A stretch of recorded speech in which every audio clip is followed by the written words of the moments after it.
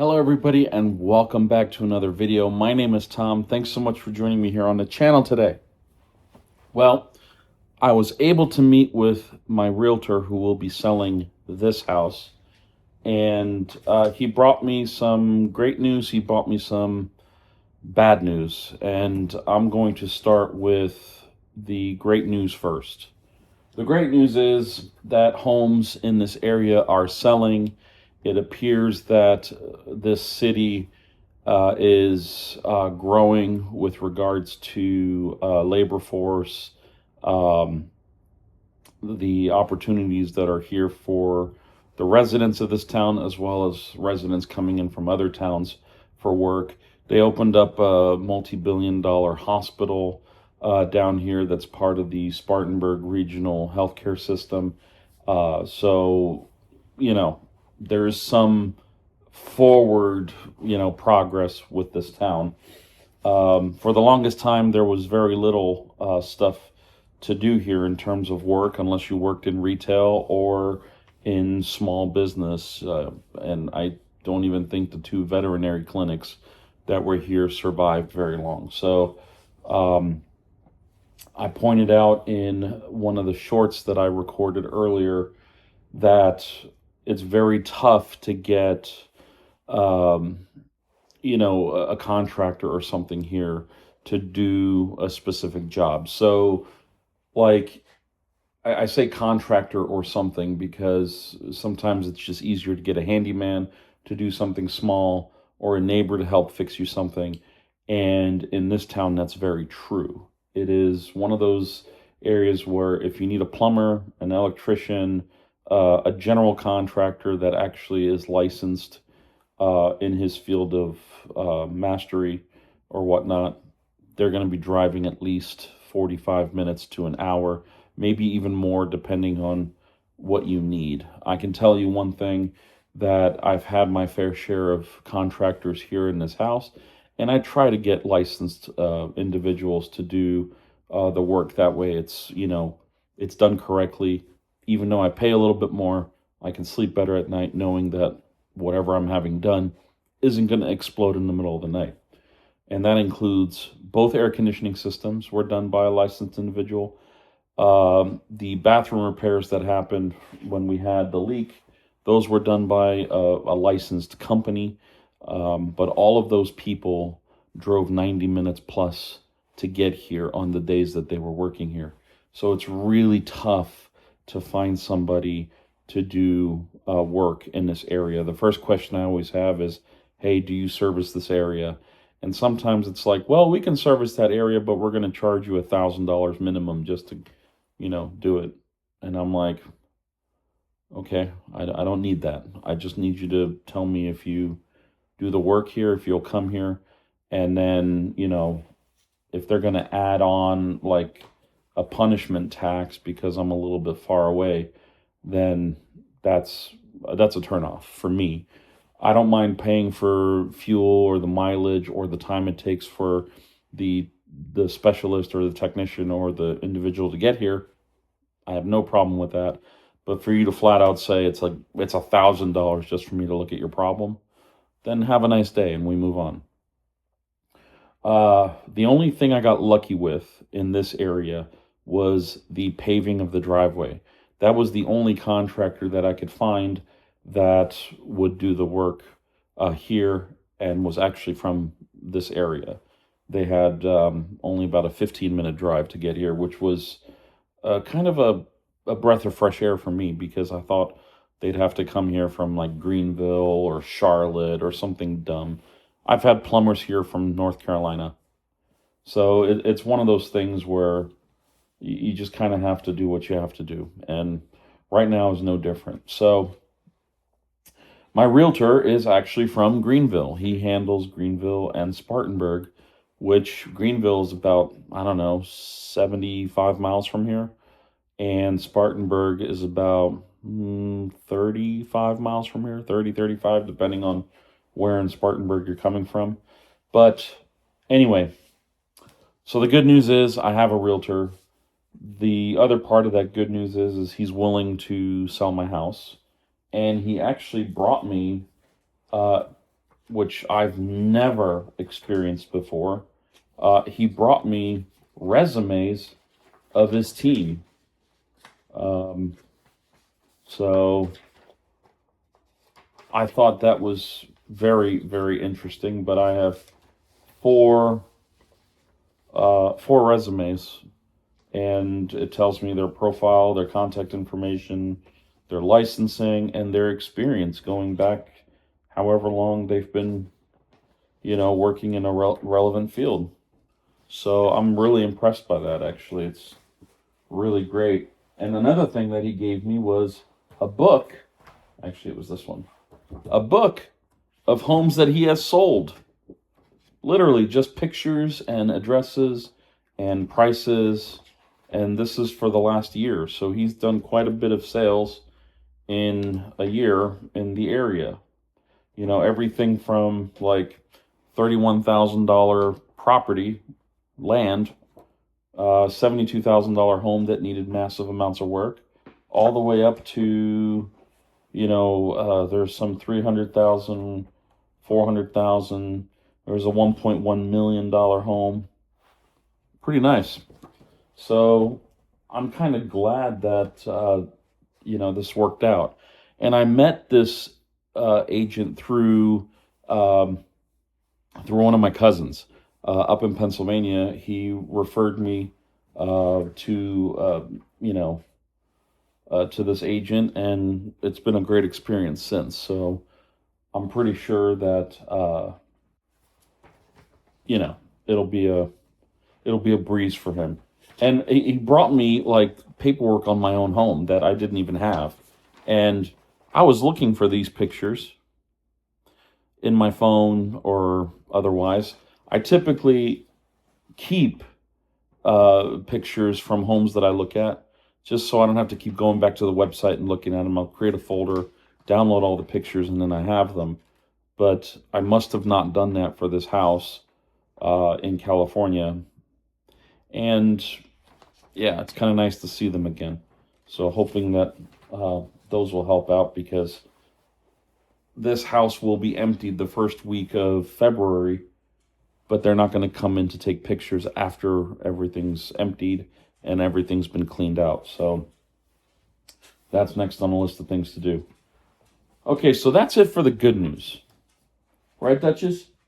Yes. Yes. Good news. Or, yeah, the rest is kind of bad. So I originally was going to list this house for anywhere between $300,000 and $325,000. And the reason for that is simple. I've put $50,000 into it in terms of upgrades, and the air conditioning was replaced. All of it was kind of done to my specifications, which for an older house like this, needed to be done.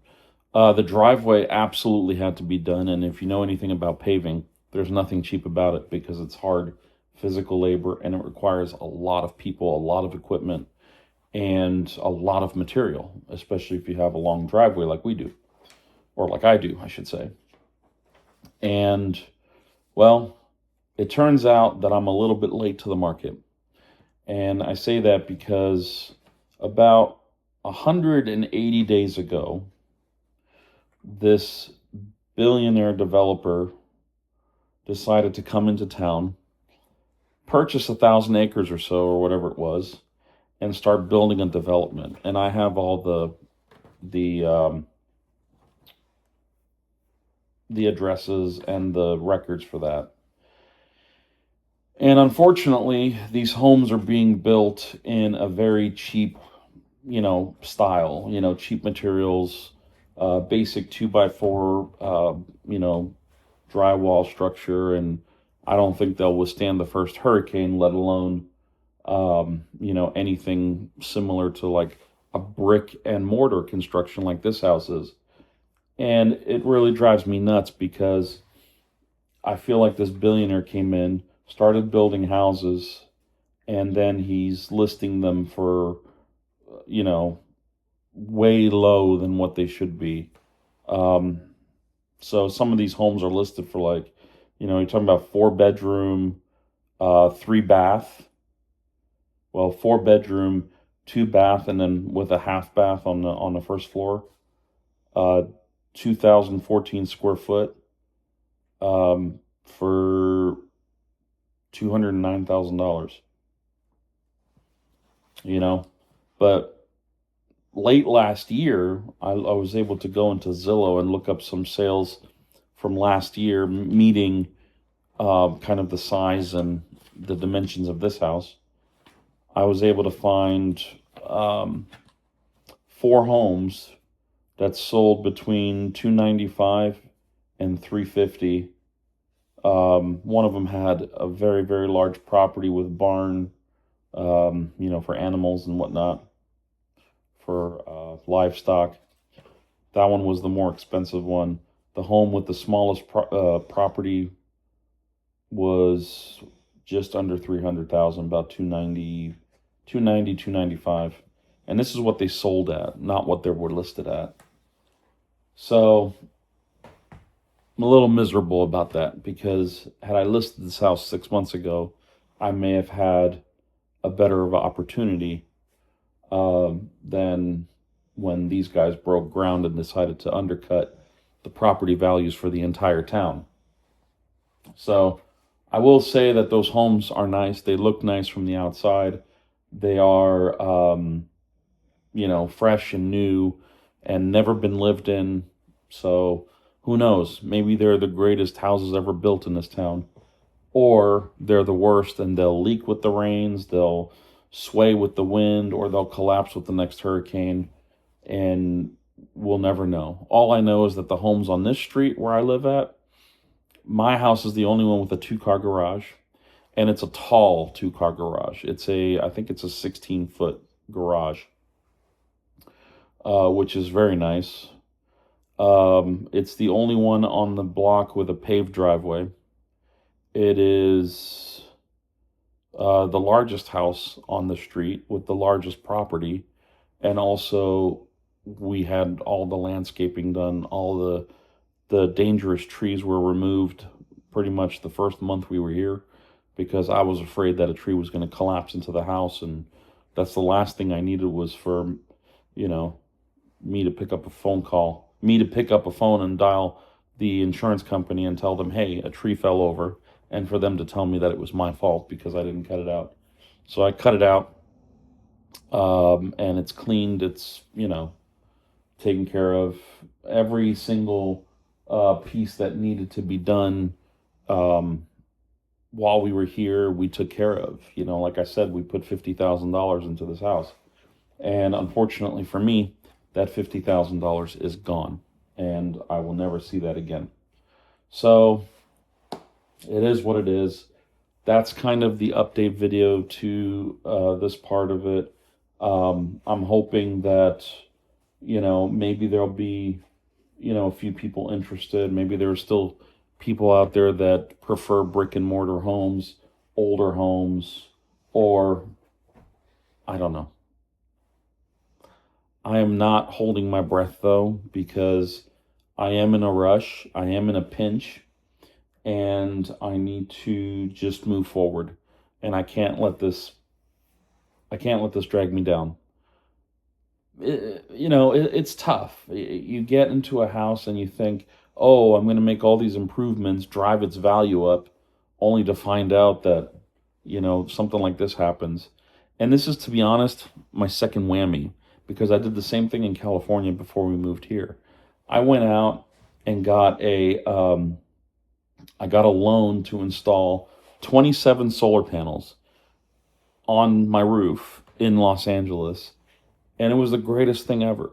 For various reasons, the fact that I never had a utility bill was just very appealing, and the loan that I had on the entire system was less than the 7 or so summer months that were incredibly high use because of air conditioning and everything else. So between the solar panels and then the replacement of the air conditioner in that house, we spent $77,000 on upgrades. that were, professionally done, licensed, and all that jazz, like I mentioned before. And then we go to list the house, and again, the realtor comes by and he says, there's homes that are in your area up the hill, that are, similar sizes, because it was one of those developments where you'd have like two or three models, but then those models would be inverted, flipped, mirrored, whatever. So the houses all kind of looked the same, but they were different, if you know what I mean. And there was one up the hill that was identical to ours, and they were selling it for almost 100,000 less than what we were asking for. And to me, that's just like a ooh. And in California, everything's skewed anyway. That house ended up selling for 740 grand, and I still didn't see much of that. You go sell it, and you're like, "Oh, okay, I'll make some money on this." No, because you have to consider that there's all that loan that was there for the solar panels. The air conditioning I paid cash, so that I didn't have to worry about. But we did do some improvements, like we installed a single garage door. We got rid of the two garage doors that were there, and we installed a single large oversized door, so that if you wanted to, you could actually park in there. Because the two smaller doors were built for like a Fiat or something, or a Mini Cooper that was like this wide, because the door was this wide, if you know what I mean. So, car this wide to a door this wide. It didn't work. So, we could never get anything in there. So, we never used it. We used it for gym, storage, whatever. But for the new owners, we went and ripped all that out and put a solid door in. And it's still like that to this day. I was looking at pictures of it on Google Earth, and it was kind of nice to see that somebody put a big giant tree in the front yard, which we didn't. So anyway, that's neither here nor there. Bad news, good news. It is what it is. We live to die another day. One of my favorite sayings. And oh, pop quiz. If you know what movie that's from, write it down below. Because I want to know if you guys know what "We Live to Die Another Day." It's actually a very easy one if you know what I'm talking about. So anyway, I will see you guys on the next one. Thanks so much for joining me here today. I'm going to keep plowing forward with trying to pack. I'm waiting for the contractor to come by to fix the roof in this house. The trim of the roof. And I guess I'll do a short for that, or maybe another video. It all depends on how long it takes and whether or not he will let me film him. We'll see.